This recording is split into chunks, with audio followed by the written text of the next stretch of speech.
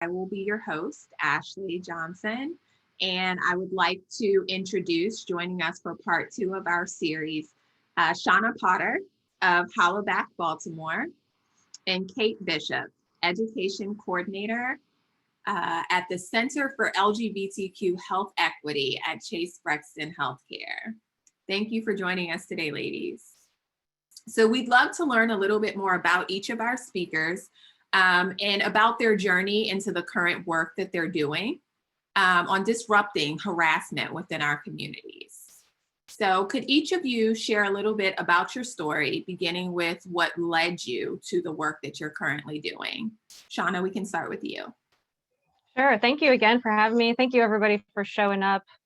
It means a lot to me that we can all be here today. So if you've got a pile of dishes or laundry, or you should have been washing your hair, like, forget it. You're doing great. We're all doing our best.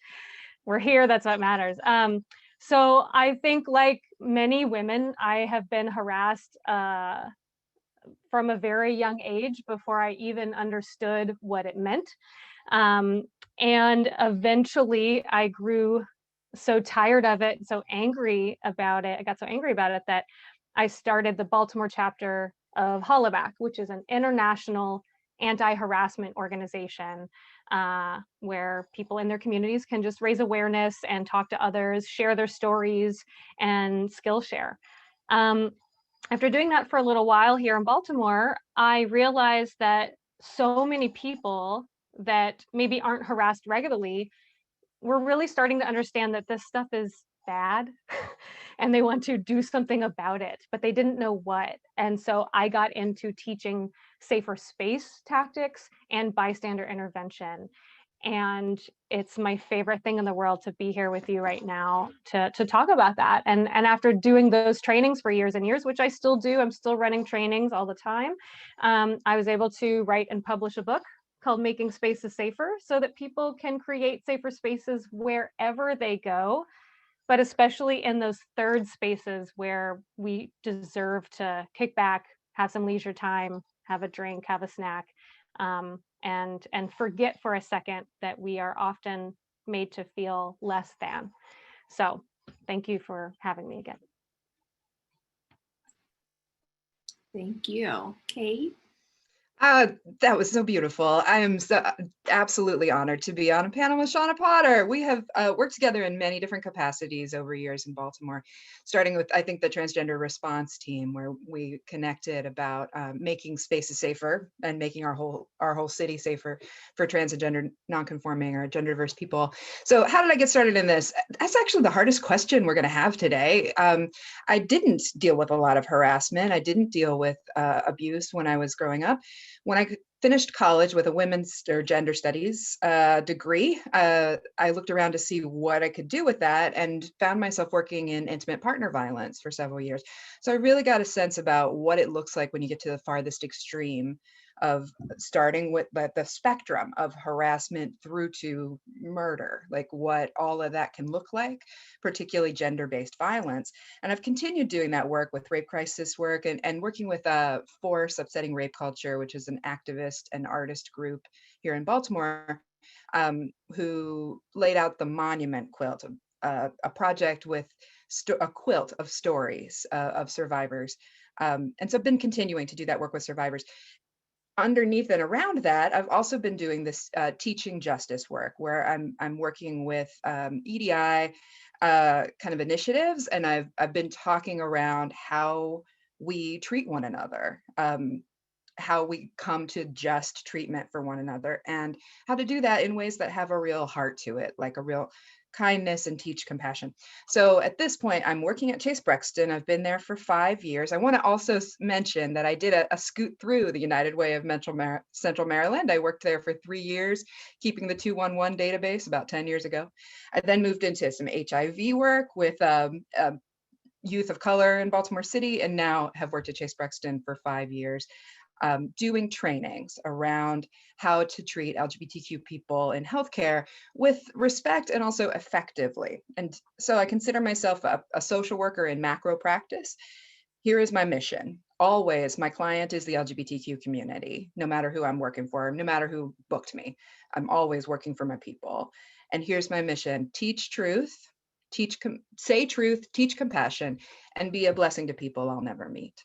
And this is part of that work where I can give some ideas and perspectives to this group of folks who are eager to take it forward, right? To be the blessing in the world. And if blessing's not a great word for you, to just be the favor to the world, to be someone who puts good into the world with a little bit more knowledge. So I'm just really thrilled that this program is happening and so happy to be invited. I also want to mention, it's great to see your faces. If you can put your camera on and are comfortable with it, it's much preferred for speakers. It's just so nice to be able to see that there are real people here. Awesome. Thank you so much, ladies, for just letting us know how you got into your wonderful journeys. So to begin today, I would like to start with a poll question for our audience, and it will appear on your screen. Have you ever witnessed or experienced discrimination due to someone's sexual orientation, gender, etc.? You can answer yes or no on the screen. And also, have you not spoken up when you noticed or witnessed this discrimination? Awesome. So it looks like we have about 16 responses so far. About 90% have answered yes, 10% answered no. And if you're comfortable, can you please explain in the chat below why you did or did not intervene? After Shirley Chisholm's death in 2005, Congress commissioned a portrait of her. That's an honor typically.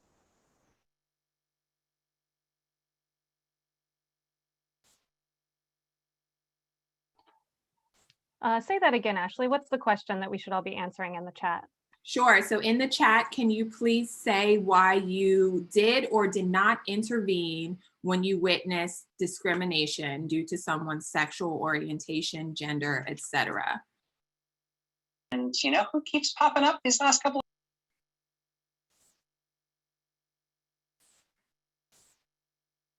Awesome. So it looks like we have some responses coming in. Wasn't sure what was going on. I feel like I froze. I was shocked to even see it. Too afraid to speak up. I was caught off guard, someone says. Awesome. I didn't have the energy to say something in the moment. As an LGBTQ person, I was tired. Someone said, I didn't realize until after the fact what was happening. Someone else says, I had an old employer hand me his W-2 so I could see how much money he had. I didn't want to lose my job. Another response we got was ignorance as a younger person. So these are all wonderful responses as to why or why not you did not intervene when you witnessed discrimination or harassment. So I would like to start off by asking Shauna, after hearing everyone's reasons for intervening or not, can you tell us a little bit more about why we see some of the responses that we're getting in the chat? Yeah, and just quickly, did everyone see the results of the poll? Was that shared? There we go. Okay. Yeah. So really, I want to start by just saying the majority of people have absolutely seen something iffy happen, some bad behavior, or just something that they weren't sure what was going on, and not done something. We've all been there. Even me, and I do this stuff every day. I live and breathe this stuff. Okay. And so whatever your reasons in the past for not stepping in, not saying something, not doing something, I just want you to know that they are absolutely valid and they are true. But hopefully by talking about the 5 Ds of bystander intervention, whatever made you hesitate before, we're going to get rid of that hurdle. But fear of harassment coming back on you, that's absolutely real. Not knowing what to do, you don't want to make it worse. We hear that a lot.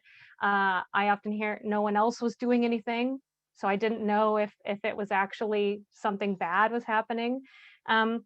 Which is really, that's called the bystander apathy effect. If no one's doing anything, then no one does anything. And that's why intervening as a bystander is so important, because if you can be that first person to say, hey, what's going on here? It creates a domino effect, and you make it easier for everyone else around you to also say, yeah, wait a second, what's going on here? And that's what we need. We need a community to come together and draw the line about what kind of behavior is acceptable to our fellow community members and what's not. So yeah, so these reasons are all very, very common and real, but let's see if we can't find a way to get over them in the future. So actually go back to that last slide. I'm sorry, Leah. Just because I just want you to know that the first things that we need to do when it comes to actually intervening and interrupting violence and making sure someone can get on with their day without being harassed. First, we just need to notice what's going on, right? We need to look around. We need to pay attention. Sometimes we got to take the earbuds out. And really, of course, none of us can know what harassment looks like for everyone else, because it does play out a little differently for each person, for each community, for each intersection of identities, right? What's harassment for you may not be harassment for me. But the cool thing is that we don't have to memorize it. What we should look for, though, is, does someone look uncomfortable? Do we see someone making themselves smaller? Do we see them shifting their eyes, almost looking for help? Do we see them backing away? Does someone look uncomfortable? And so find that person, and that's who you're going to focus on. Then next, consider what your concerns are, what's preventing you from moving forward. And then you're going to pick one of the 5 Ds that works for the entire situation. So then the next slide. Okay, and I'm going to go through them a little quickly, but they're pretty straightforward, okay? First D is direct. Hey, knock it off. Hey, that's not cool. We don't tolerate that kind of language here. That goes against our policy. That's it. It's super simple. It does not mean debate, right? It's not a long drawn out conversation. It's just, no. And then move on. I'm going to jump to distract. Distract is good for if you think that maybe harassment's going to come back on you, if you're feeling too shy to maybe be direct, if you're not sure what's going on, you can distract. And basically what that means is you put the attention on you so that you give everyone a moment to reassess, like, what's happening here? Maybe I should stop doing what I'm doing. Or you give the target a chance to get away because everyone's focused on you. So this means something like accidentally spilling your coffee on purpose. It means interrupting to say, hey, what time does the bus show up? Or, oh, cool shirt. I work in a lot of music venues, so there's a lot of like, oh, I love this band. Don't you love this band? Just making small talk with either party, the harasser or the target, because you just want to get in the center of the action. I've even heard of people when they see something kind of egregious going on, some real heavy verbal harassment, maybe they're too far away, they'll start singing Christmas carols at the top of their lungs, right? Like, you can have fun with distract. That's why it's my favorite. So the point is, make it about you for a second. Delegate, that just means getting someone else to help. So I mentioned this in last week's, but the cool thing about being a good bystander intervention, is just by saying, Kate, can you deal with this thing over here? I have to run. I'm so sorry, but something's going on, and maybe just keep an eye on it. I still intervened. I didn't really do a lot. I didn't put forth a lot of effort there, but I made sure that after seeing a situation which, I don't know what's going on there, maybe someone's in trouble, I didn't just keep on walking. I didn't ignore it and go on with my day. I want to ensure that everybody's fine so I can get someone else to help. And sometimes that means a security guard or someone in a position of authority, whatever it is, someone in a better position to help. Document means we get out our camera phone. This is going to be used probably in really aggressive cases where you're worried about your safety. It should often be used as a last resort because it's not actually helpful in the moment to the victim. to just stand back and watch, right? But sometimes it's our only option. And sometimes if we're dealing with police brutality or just someone who's inebriated, again, your personal safety matters. You can't help anyone if you're at risk. So you might need to just film. And the trick here is that you want to say where you are, what's going on, and then just let it ride. And then never share it without the victim's express permission. It's for them to use if they want. It's not for you to share with the world. And then I've saved delay for last. And the reason is, if you remember nothing else from this workshop, I want you to remember you can always use the delayed method. And so what that means is if something happened too quickly, you weren't really sure what was going on, it's over, you can always at least say, hey, are you okay? And it's really that simple and small, but it makes such a big difference to the person you check in on. And I'll tell you why, because research shows that even a knowing glance towards someone experiencing harassment can reduce the trauma around that experience by half. By saying, hey, are you okay? So if you do nothing else after this webinar, please just ask, hey, are you okay? And then that way, if they're like, yeah, it's fine, my boyfriend, he's just being dumb, like whatever, you'll be like, oh, okay, cool. Then you know everyone's okay. And if they're not, they'll say, yeah, no, can you help me get out of here or something? And then you'll be able to help them. But at least you can say, hey, are you okay? Awesome. Thank you so much, Shauna, for introducing us to the 5 Ds. Yeah. And Kate, I would just like to ask you, what can you share about the variables that act as influence on whether or not someone intervenes when they notice discrimination or harassment, whether it be with the LGBT community, etc.? I do think that there's something specific about intervening with the LGBTQ community, that there's a bit of an extra layer of barrier for a lot of folks. People who aren't part of the community often feel alienated and unsure, especially in intervening for a person who's being harassed, who's transgender or who's gender expansive somewhere in the spectrum that people have less direct identification with. We've seen, and there are good statistics to back that up, that when people can identify with a victim, when they can see like, oh, that could be me, that could be my sister, that could be my dad, they're more likely to be able to get in there and do something.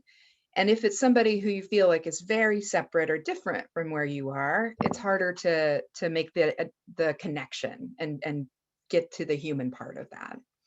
What I love about the 5 Ds is that it gives so many choices, that there is something everybody can do. I think it's so terrific that Shauna and I are the folks that you're hearing from right now, because we really, in a personality way, are on opposite ends of a spectrum.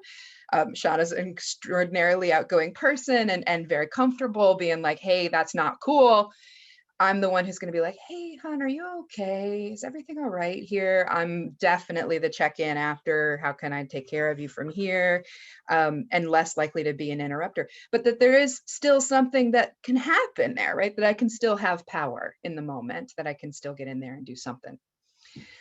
I'd like to just go through a little info about who LGBTQ folks, that we've been through such a sea change around what it is to be a LGBTQ person in the world, that I'd like to kind of give an anchor about what the population is looking like right now.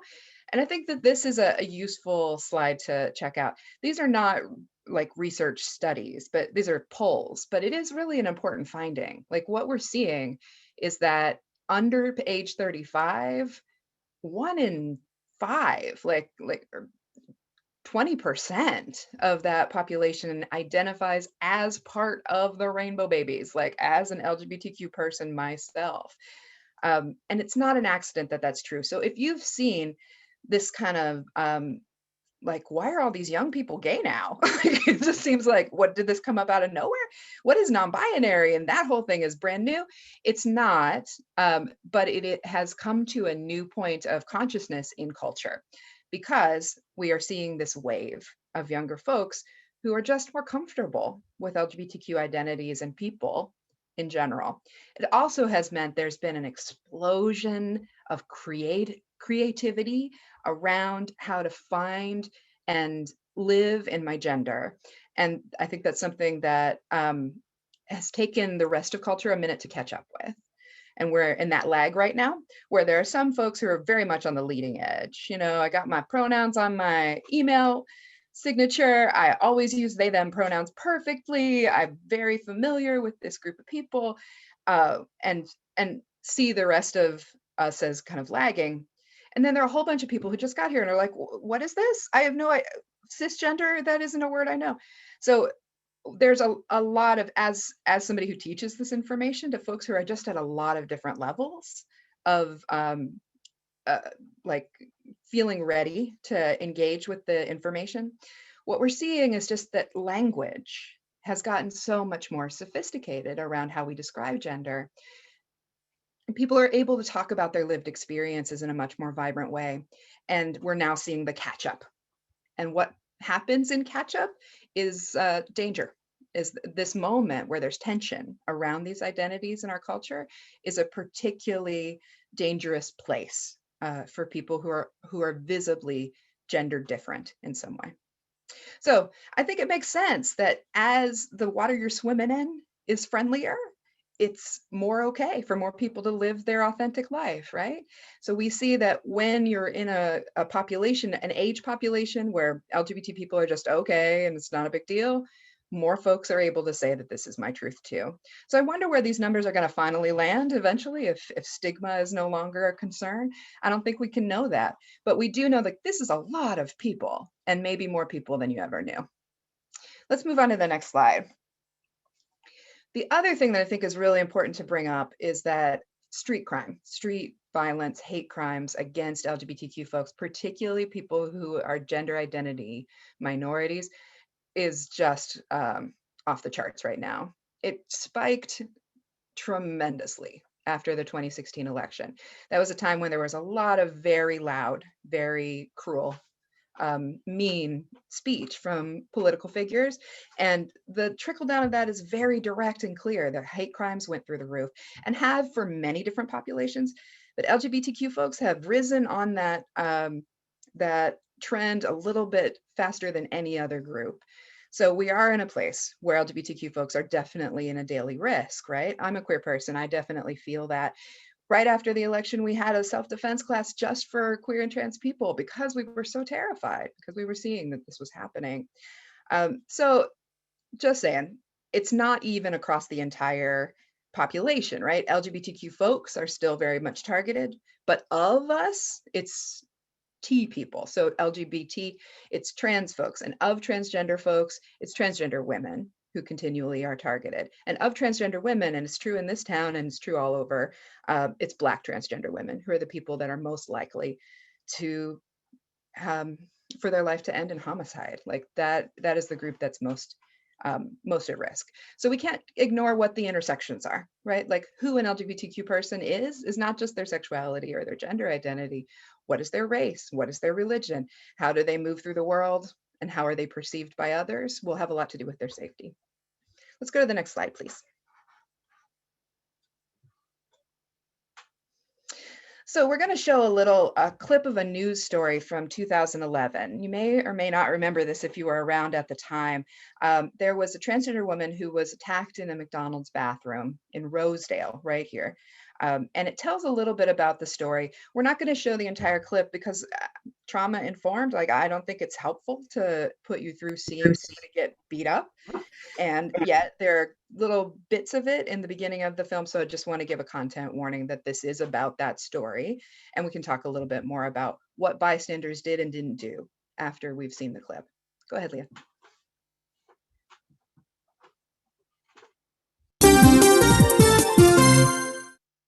Tonight we're learning new details on the violent attack of a transgender woman at a Baltimore County fast food restaurant. Advocates for transgender rights plan to rally outside the McDonald's in Rosedale where that attack took place.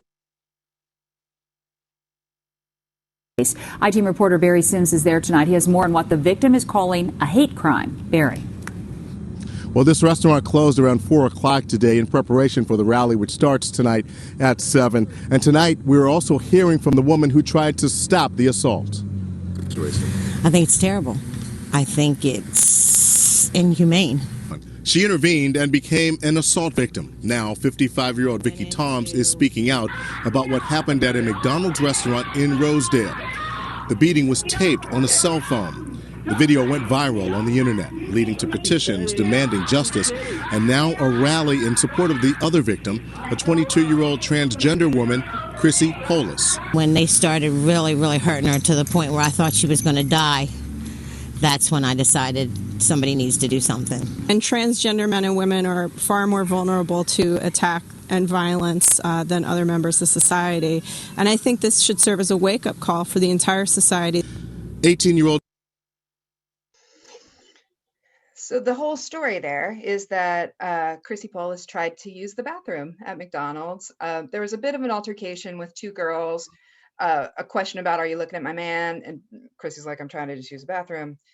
Basically, the girls went in and decided that she shouldn't be in that bathroom. So they dragged her out by her hair, as you saw some of that on the video, and kicked her in the head until she had a seizure. It was a terrible incident. I was at that rally, actually. I remember this more than 10 years ago. That we felt so like weary at the same time as being shocked, right? Like that it got that far was shocking. And that kind of harassment in bathrooms is continual for transgender folks. Anybody who has a different look, a different gender look, is continually questioned about, are you in the right bathroom? And that can escalate to this is worth keeping in mind, right? So what bystanders did there is worth paying attention to. So the one person that they interviewed is a 55-year-old woman. She was just there at the McDonald's, didn't know the victim, but said, like, as the attack was going on, one employee filmed it. Several other employees stood around and laughed. Nobody did anything to intervene. And she felt compelled to step in. And what happened is that she got hit in the face. So worth knowing, like, intervening is important. How else could she, or could somebody who was concerned that this is a really violent moment, have stepped into that is part of what I'm hoping we'll kind of parse through a little bit. Let's also keep in mind, though, that this is an outsized event. Like, it's notable because it's not every day that people get this kind of attack. What we're looking at most of the time are microaggressions. Are you in the right bathroom, hon? Just that. I'm going to bring up and focus on bathrooms here, even though it seems like such a dismissible part of life. But public bathroom access has everything to do with how possible it is to live in public life. And this kind of like harassment that takes place when you are vulnerable, when you're off guard, when you're not trying to fight, when you're trying to like take care of your body, I think is a particularly insidious form of it. So we're going to go ahead and talk about bathroom examples, because those are ones that really might come up in your life. So let's go ahead and look at this first scenario. I'm going to read it in case folks aren't able to see. And there are 4 options here. You could also type into the chat what you think is a better way to interact, or what you personally can see yourself doing, what you can see as your intervention here. So here's the scenario. You enter a restroom at a stadium, just a big place, and see somebody's fixing their hair in the mirror. They have an androgynous look. In fact, you're really not sure what the person's gender is. What do you do?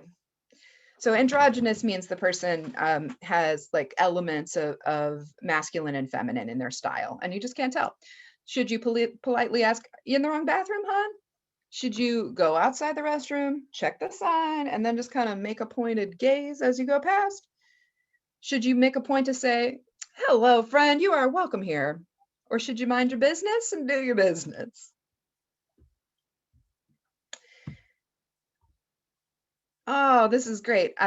My colleague, Alexa, I'm so happy to see you here. She said, great point, Kate. I appreciate the architecture firms that make a point to encourage their clients to have single-stall, genderless bathrooms. Also help for individuals who need assistance in the bathroom, which are so many people, right? It's a really important boon for people with disabilities, for folks who are a caretaker of somebody who's aging, like lots of places where a single-stall bathroom is ideal. And Leah said, my favorite are the signs that say, oh, and I lost it that fast. We don't care who you are, just wash your hands.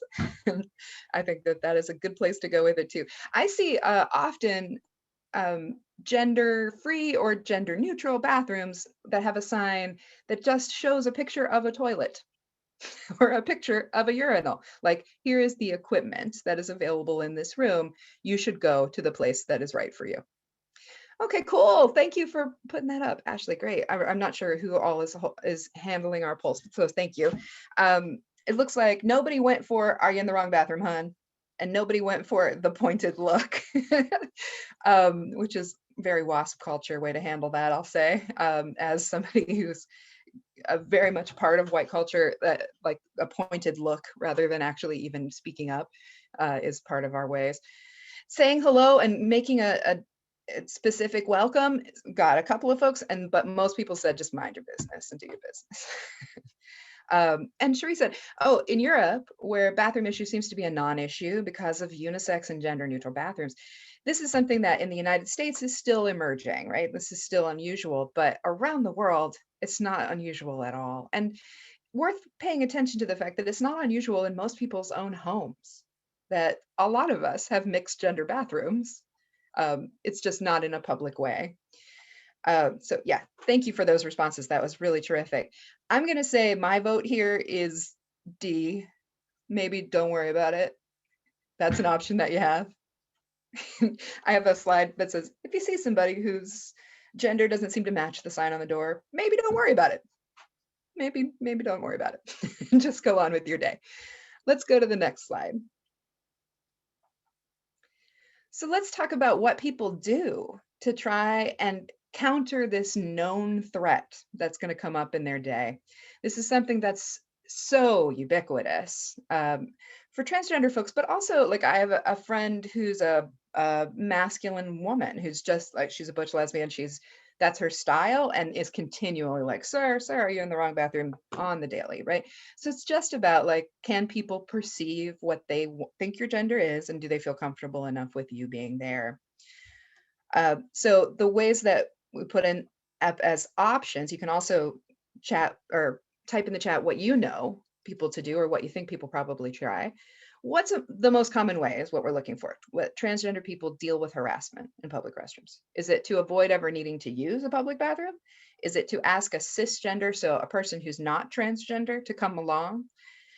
Is it to confront the harassers verbally or physically? Or is it to pretend like, oh, I made a mistake and just leave and go find another restroom? What do you think transgender people do the most frequently? Are there other ideas you have if you were facing that situation where, you know what, I just want to fix my hair and pee. I don't want to get into all this. I don't want to give somebody gender theory and tell them all about my life and my story. I just need to use a bathroom. How would you handle it? We're almost at half of the people answering. So maybe if more people can select an option, it is multiple choice, if that helps. I also want to put out, thank you, Shauna, that any of these are a perfectly okay way for a transgender person to decide they're going to run their life, right? Asking a cisgender person to come along is a really adaptive strategy. I've seen buttons. That's delegate. Oh, nice, Shauna. Thank you. That was so hot. Actually, yeah, like to have another backup, to have a support. There's a little bit of cover in that, right? I've seen buttons that you can wear as a cisgender person. So I'm a cisgender person, just to break that down a little bit. If it's a new word to you, it often is when I'm teaching. A cisgender person is somebody whose sex assigned at birth. They looked at my genitals and they said, this is a girl. It aligns with my current gender identity. I know I am an adult woman. Those are together. I am cisgender, I'm not trans. So if trans means across or beyond, cis means on the same side. Most people are cis. So asking somebody to come along to the bathroom who won't ever have any like suspicion thrown at them, who can provide you a little bit of cover. So I've seen buttons for cisgender people that say, I'll go with you. And it is exactly for this purpose. So it looks like most folks chose, and it was all around in different, all of these choices had some people signing on, but the biggest answer was avoid ever needing to use a public bathroom. Let's go to the next slide. I'm not sure if it's the next one or the one after that. Yeah, so this lays out a little bit what people do. We know that this is a common thing that people experience, to the point that 60% of gender diverse folks were like, at least some of the time, I need to avoid using a bathroom. And so the way people did that is to not eat or drink anything, which leads to lots of physical problems. Also, just imagine walking around with this one little extra tickle of stress in your day, right? How does it break down your body, your mind, and your spirit to continually wonder if you're going to be able to take care of yourself when you need to in a way that has dignity, right? There were, when this first came up, a lot of questions about transgender women. That it was definitely targeted, transgender women going into a women's restroom to mess with people who were using the bathroom. I'll tell you, in the time that we've been debating this, there have been 0 reports of that ever happening.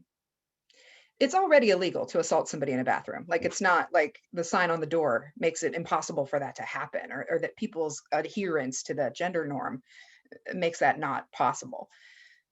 What we do have are hundreds of reports, like Chrissy Lee Paulus's story, where a transgender person went to use a restroom and was harassed or was beat up in trying to do that.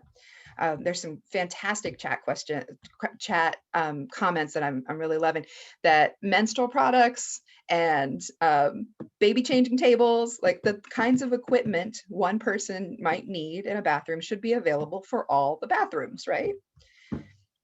And I missed the top of this question, but it's an ARC. So is Association for People with Intellectual Disabilities is endorsing legislation that would require adult changing tables for people with disabilities or adults that need them in new building construction. More reason for individual, family, non-gender bathrooms as an option, right? They really do serve a lot of people. And we've spent a great deal of time talking about something that we don't like to talk about, but just to bring up that transgender folks are often dealing with harassment in the most intimate of spaces, at their doctor's office, at a public restroom, in their families. And moving through that is a credible mark of resilience for gender diverse community members. Let's go to the next slide. So here's what might have happened in our scenario. After you went in, you saw this person, androgynous look, you decided you're not going to say anything. You just went into your stall and did your deal. But you hear behind you that 3 adults have come into the restroom. You hear nothing, and then there's some laughter that sounds mean. You hear somebody say, "Are you lost, freak?" And then some more teasing. You can't really hear what's happening. And a different voice, probably the person you saw when you came in, says, "Leave me alone." How are you going to handle this?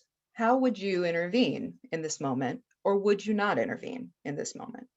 Some options that we put out there: pop your head out, politely ask, "Are you okay, hon?" Use the sink, come out of the stall and use the sink next to the person, just so that you have some distance. You put your body between them and the bullies. Just stay in your stall and shout and just say, "Hey, leave her alone. You need to leave her alone." Or just mind your business, wait for this to pass.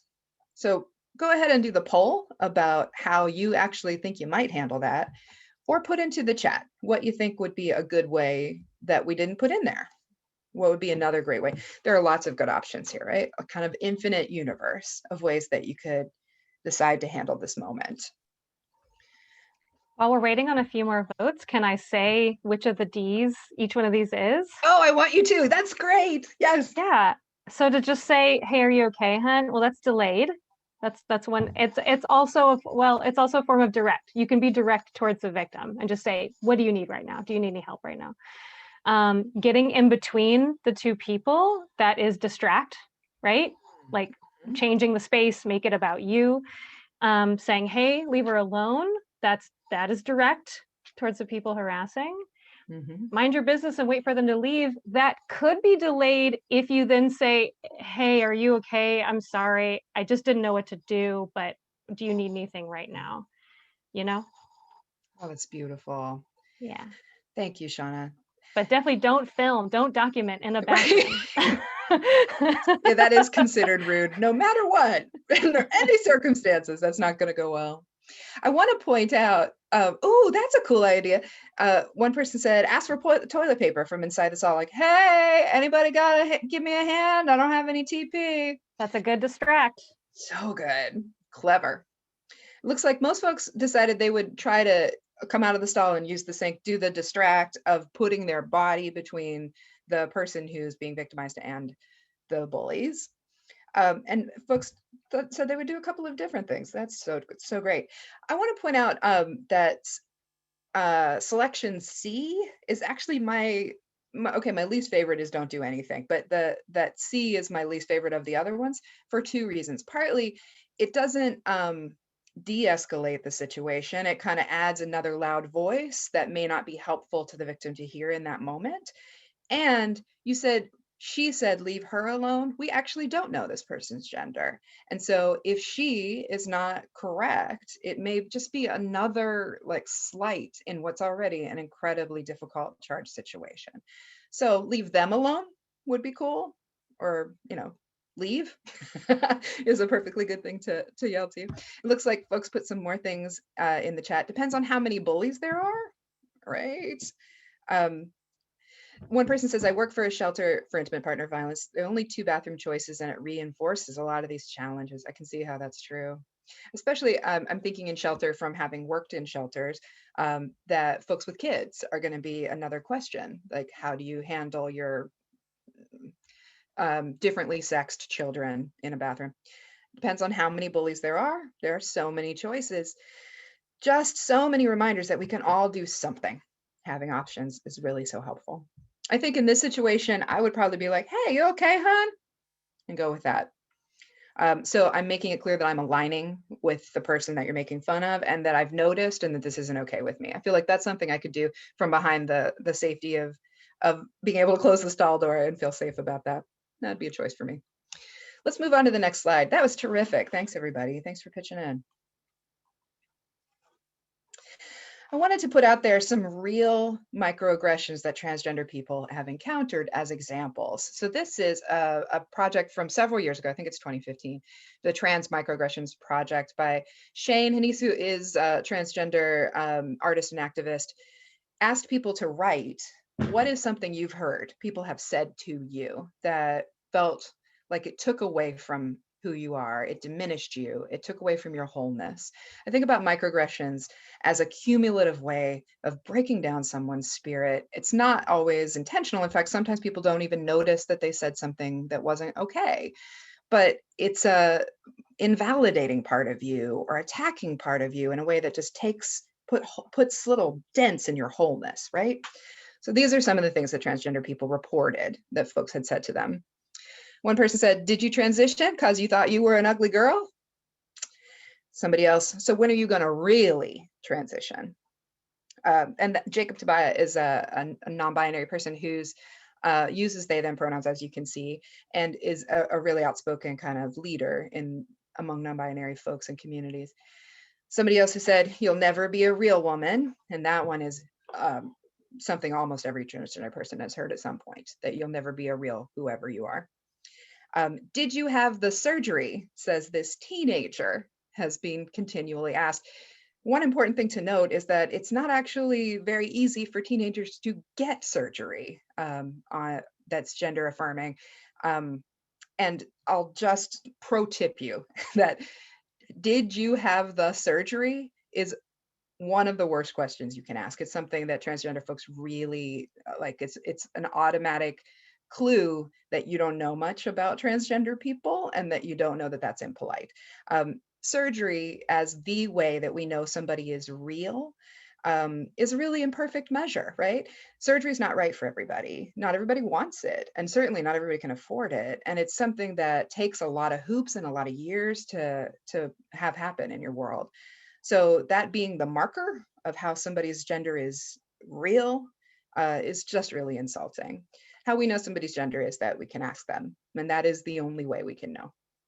And then this last person, I won't try to read it in Spanish, which I don't speak, but the translation is, I can't give you a job, you would confuse people. So what I saw is some themes there. All of these are overly intimate, like you're already like in my business in a way. Did you have the surgery is a great example of that. You're basically asking, so what is the current shape of your genitals? Which is considered rude when you ask to anybody, right? Not an appropriate question. So you don't need somebody to describe their shape of their genitals for you to have a conversation with them, for you to be their colleague. You just don't need to do that. So they're all like just getting into stuff that's intimate in a way that doesn't have consent.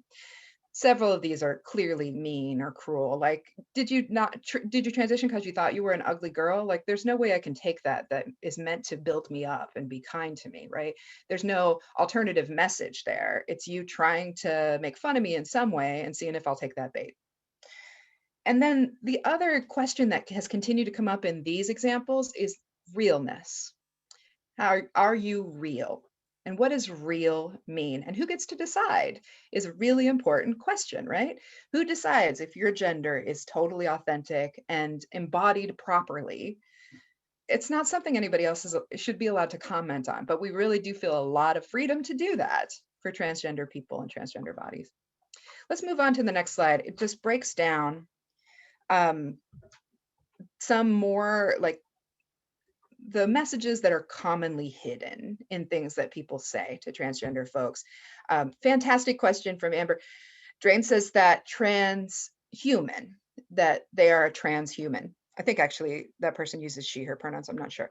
And can I explain that? So transhuman isn't a phrase that I see commonly used or something that I see like a lot of people latching onto. It's just that one person's words for their identity that feel right. So what they're trying to, I'm going to interpret that as they're trying to underline their humanity and show like, I'm a human being, that is primary. Also, I'm transgender, right? Really important thing about identity words. When somebody gives you an identity word, says, I am a lesbian, I am queer, and queer is the word I use for myself.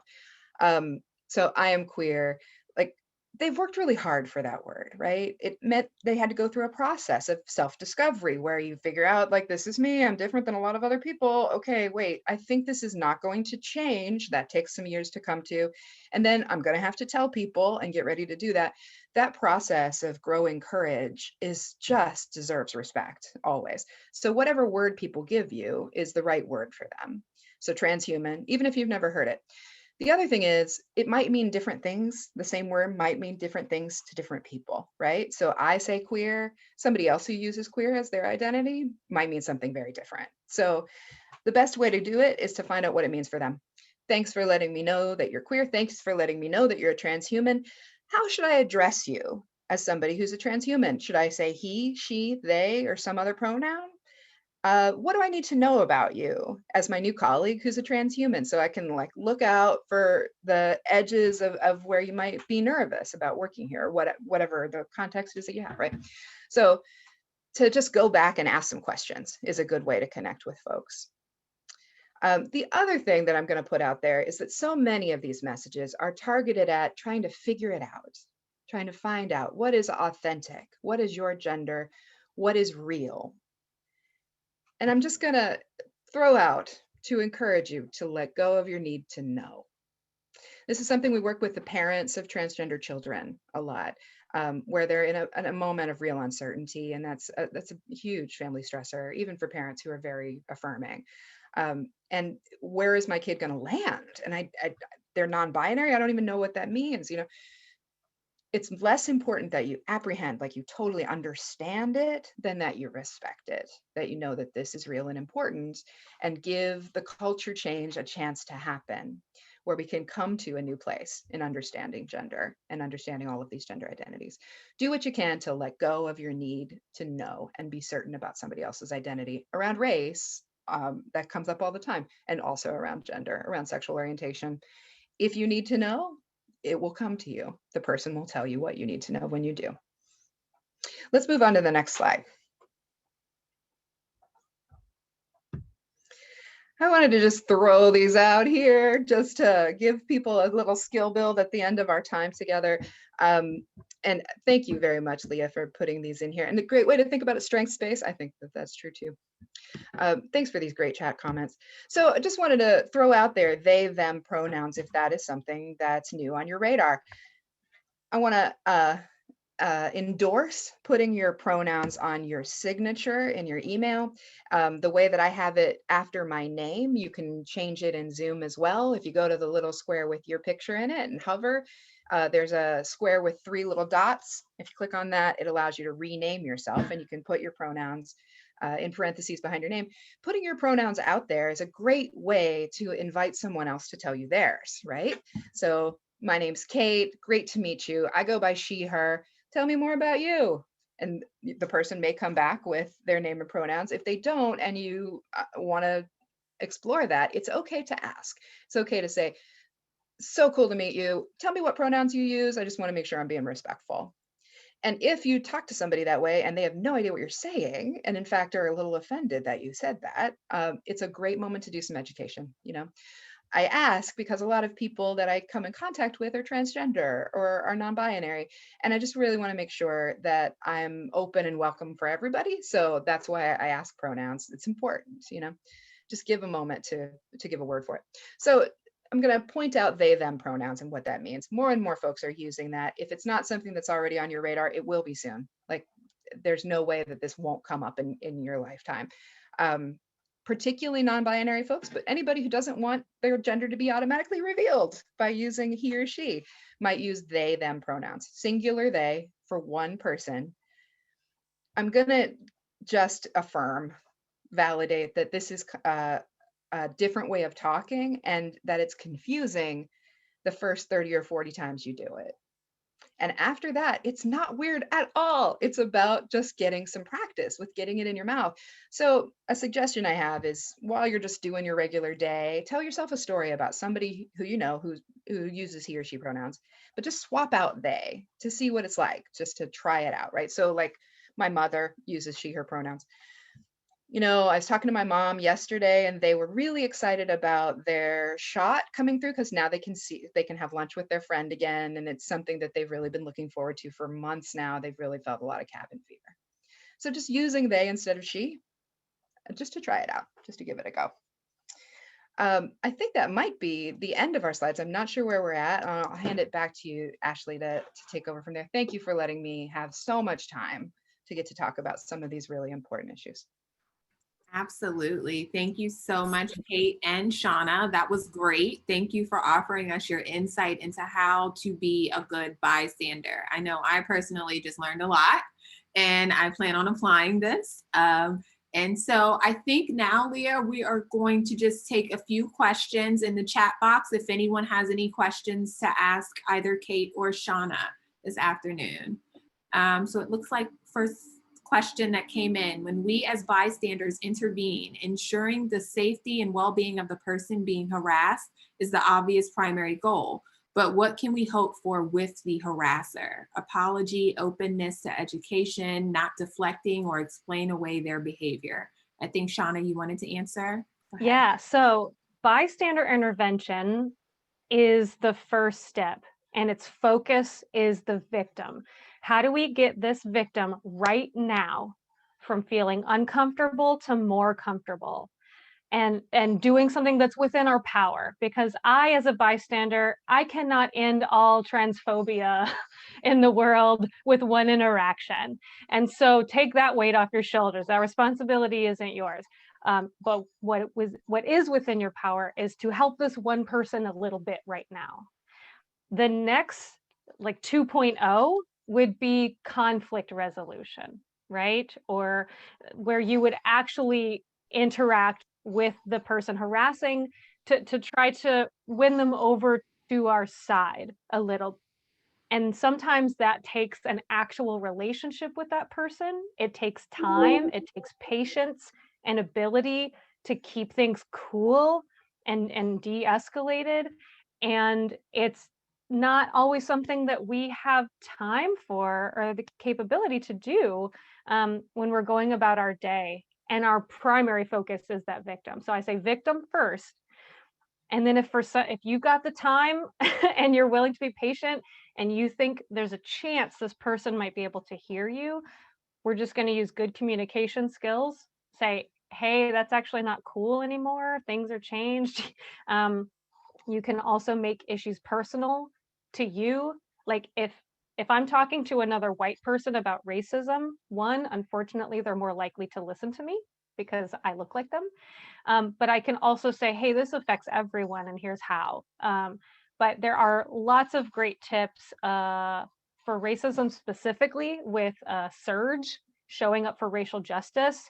They have good tips that I think apply to a lot of different isms when it just comes to talking to people about issues that matter, social justice issues, and you could sort of work it to apply to any group of marginalized people, if that helps.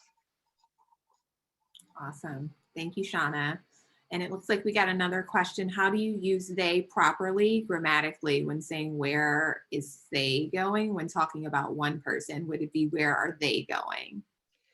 Fabulous question. This is a place I think language is still evolving, and that it may be different from person to person or region to region. But the way that I see it is with using it as plural, so are. So where are they going? So we have a staff member who uses they them pronouns. So I would say you need to get in touch with Erin. They are our trans care navigator. They can help you connect with insurance companies, and they are your best point person at Chase Brexton to take care of these concerns, right? So even though it's one person using it, the way that we would use it pretty naturally in speech. And when you think about it, we have been using they as a pronoun since like biblical days. There's Shakespeare, it's all through. Like if we left a meeting and there was something there, you could say, oh my gosh, somebody left their phone, right? Like we use they, them frequently. So just as it fits into your mouth as naturally as possible is the right answer. Also, pro tip, like if you're doing your best with they, them pronouns, that is clear to somebody who's non-binary, and often people will help you. We can't expect that. It's important to do your own self-educating, but often folks will be able to help you as you go along. And there's a lot of largesse for trying hard. I actually have a note about that, Kate. When we mess something up, and someone will usually, when they see that our intentions are good and it's just a little mistake, they say, oh, actually it's she, her. Oh, okay, thank you for correcting me. Moving on, just like there's no reason. Oh my God, I'm so sorry. Oh, I'm trying so hard. When we go overboard and make it a mountain, when it's really a molehill, we make it about us. And so if they say, oh, it's she, her next time. Oh, okay, thank you. And that's all we need to do. And then just get it right next time. Really make a sincere effort to do that. I love that, Shauna. You particularly use my favorite way of coming back to that isn't even like, I'm sorry, it's thank you. Thank you for letting me know. Thank you for assuming this is a piece of information that would be important to me because I want to respect you and use the words that you use for yourself. So thank you for letting me know. And your points about like apologize gracefully and move on is essential, right? To just not like let this take over the relationship, the moment, just like, thanks so much for letting me know. I'll do that differently next time, and then move on. Awesome. Well, thank you so much, ladies. I think we're going to hand it back to Leah now. Yes, we are at 101, and I feel like we could continue this conversation, just really keep it going. Lots of thought-provoking things discussed here. So I really want to thank Ashley for being our moderator today. I want to thank Kate and Shauna for just being our subject matter experts and really being able to talk about some things that, you know, can be uncomfortable at times. So I think hopefully people feel empowered and are having some really actionable takeaways from today's session. So I want to thank you everyone for joining us, and please stay tuned for future emerging leaders programs within this continued drive towards equity. So thank you, and everyone have a great, great day. Yes, thank you everyone for being here. Thanks so much, everybody. Really appreciate getting to have this time together. Thank you, Leah. Really, you're a wonderful organizer, and Ashley, I really appreciate you as our moderator as well. Cheers, everybody. Thank you. Thank you, everyone. Thank you, ladies. Thank you.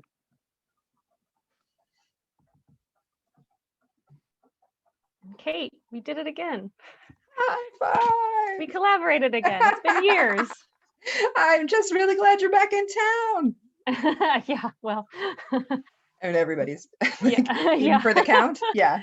This was super fun. I just really enjoyed doing this with you. Great. Cheers, everybody. I really loved working with the United Way after all these years, and I'm happy to be on tap if there's ever a time that it could be helpful. I'm gonna head out. Bye, everybody. Oh, wait. 1 second, Kate. 1 second. Oh, we lost her. I'm just gonna, Patty, can you stop the recording for me? 1 second. I'm just removing a couple folks who were sticking around. Patty, this number is